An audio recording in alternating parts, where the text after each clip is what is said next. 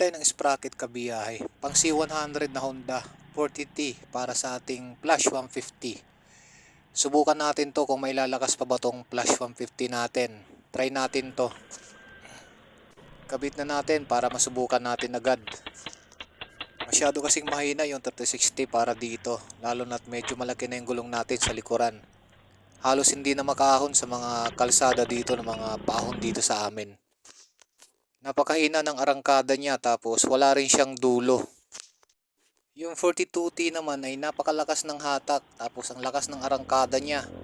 Tapos pag nakakinta na tayo parang galit na yung makina tapos napakalakas din ng vibration at yung top speed natin dun ay umaabot lang ng 116. Kaya subukan natin tong 40T kung madadagdagan ba yung top speed natin dito. Bali 1440 yung combination ng sprocket natin.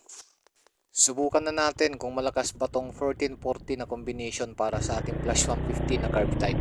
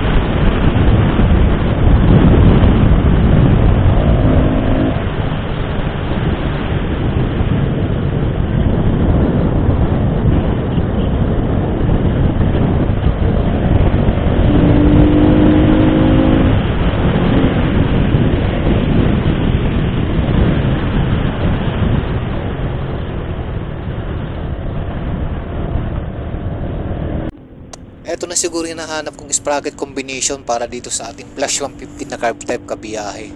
Talagang ramdam ko yung lakas niya. Lakas ng hatak, ang lakas ng arangkada niya. Tapos hindi gigil yung makina, napakaganyang dalhin. Panigurado ako may dulo to, madadagdagan yung top speed natin dito. Wala rin siyang vibration. Hindi ko lang talaga siya masagad kanina dahil bitin yung kalsada dito sa amin tapos malalalim yung lubak.